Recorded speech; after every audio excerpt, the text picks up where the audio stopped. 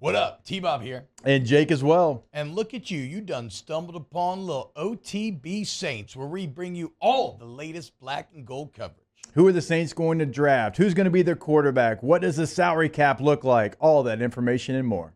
Hope you enjoy it. Like, subscribe. I don't know if you've enjoyed Derek Carr's work quite as much, but, well, guess what? You got at least 2 more years of him.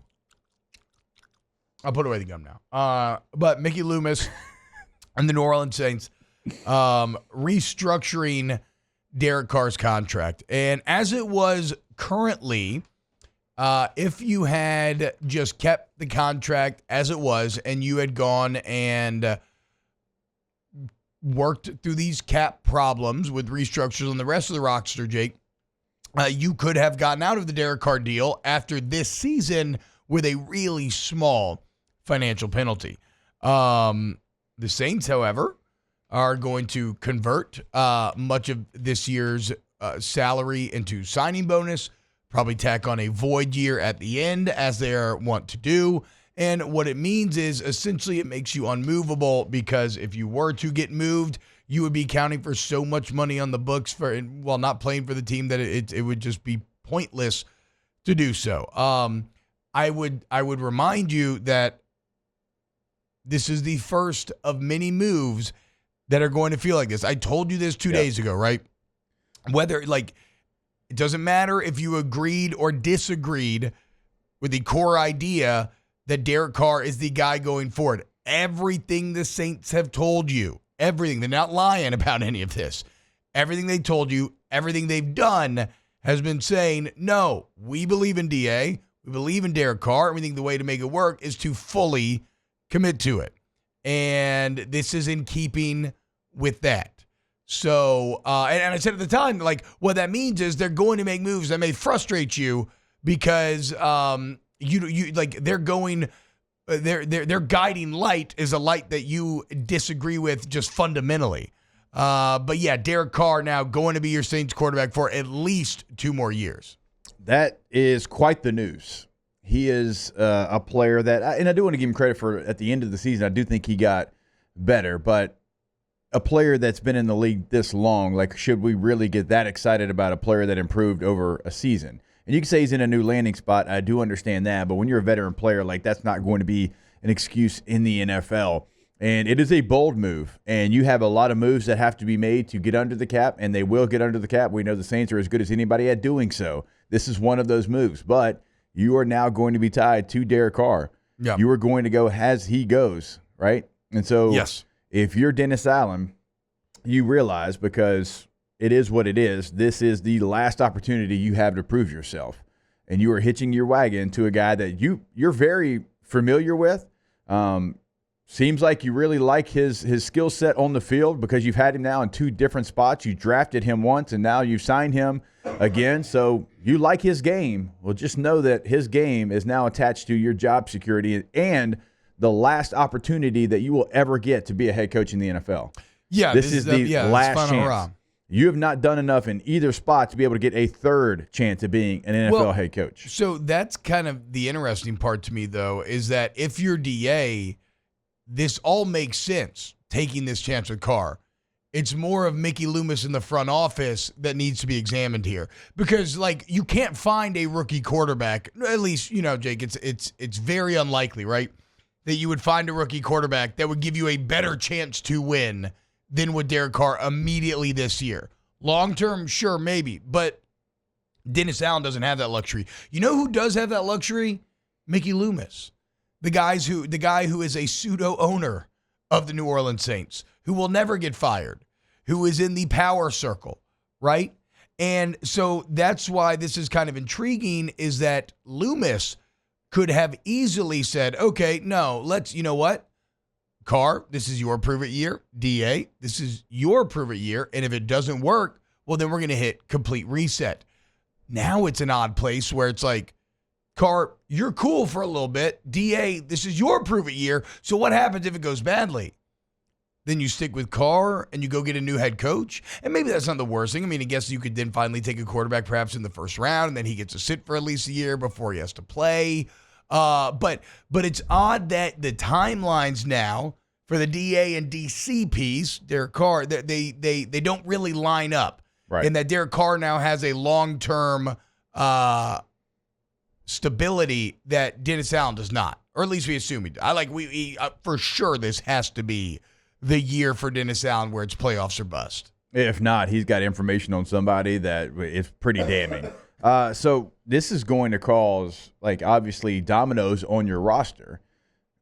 Mike Thomas can't come back to this team. Well, yeah, but he was never coming back. Right, but, surely, he's not now. No. Okay, so that's one. Offensive line has to be fixed because Derek Carr is not great in the pocket and avoiding the rush, so you got to have a solidified offensive line. Okay, so that's going to be some more moves there.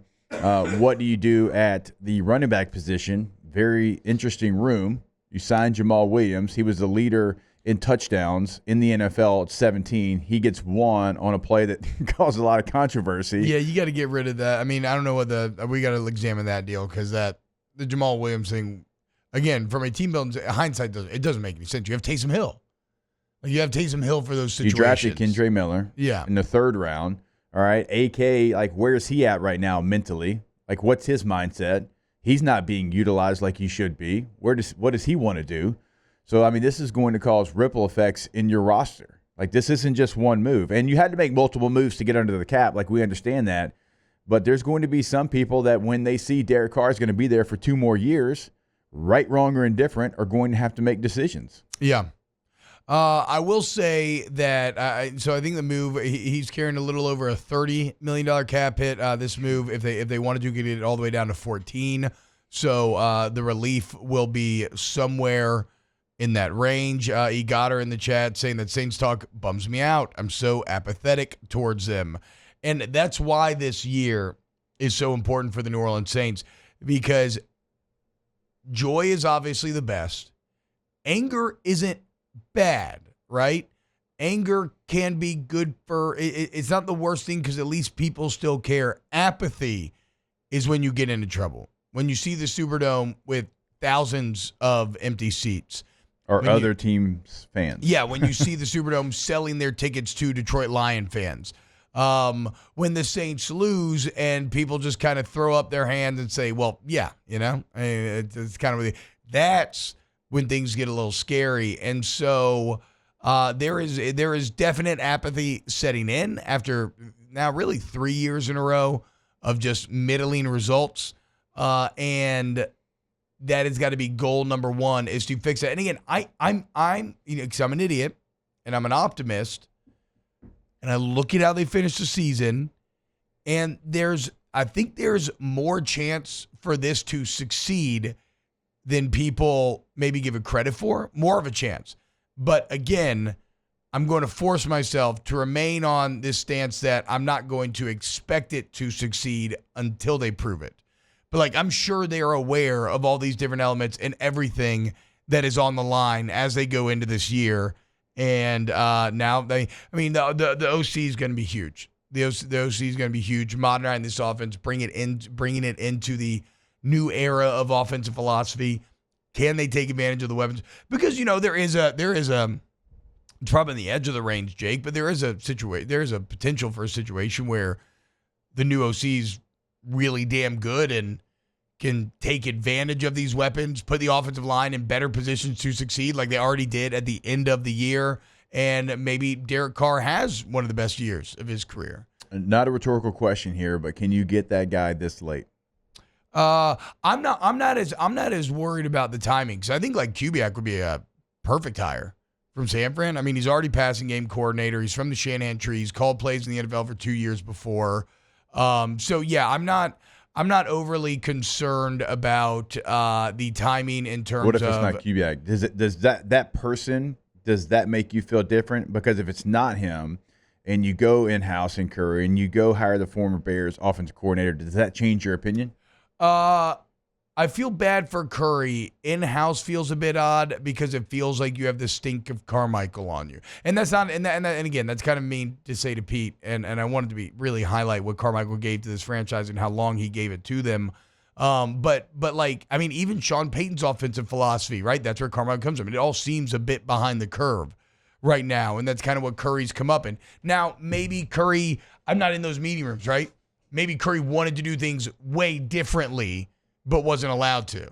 Like a la, we talked about it a couple weeks ago, Steve Ensminger, when he was tight ends coach at LSU, and he's sitting there like, what are we running again? Or like, here's a deep cut for the LSU fans, but like Durante Jones pre-Alabama game, where he was not allowed to run his system, and then finally he's allowed to run cover zero. Talked to him crazy for about 15, 20 minutes about that very thing this weekend, or this week. So that does exist. But the problem is, even when I say I'm cool with Kubiak, like, I'm not grinding OC film. They're position coaches, right? Like, I can't tell you whether or not they're going to be great. No. So in that, if it's like Schrodinger's coach, and I don't actually know if he's good or bad until I get eyes on it, I'm not, the timing of it doesn't mess with me. I'm not actually concerned about them taking their time. The one thing I'm maybe a little bit like, that's not ideal, is, again, Dennis Allen not able to be in Mobile, Jeff Ireland in Mobile scouting, but not exactly knowing, like you talked about, OC has the 10 things, and then we're going to evaluate players based on the 10 things. So you haven't been able to tailor your draft process, but there's still a lot of draft prep left to go. And there's still the combine. There's still plenty of pro days. So, no, I'm not overly concerned about the timing, actually. But Derek Carr going to be here. I'm a little nervous about it. I'm a little nervous about it just because there's things that are already set in motion that whoever it is, unless it's Ronald Curry, and even him, have not really been a part of together. Like, down in Mobile, I would have loved to have the Saints have an offensive staff together. They're there. They're talking players. Who is your winner? Who is your loser? What do you think of him? And, yeah, you can watch tape. And Jim Nagy told me yesterday, and he was a scout way before he's with the Senior Bowl. He's like, the Senior Bowl game is the tape that gets worn out the most in the draft process. Really? Even more so than the practices? Even more so than the practices. Oh, wow. He said just because everybody leaves doesn't mean the game doesn't mean anything.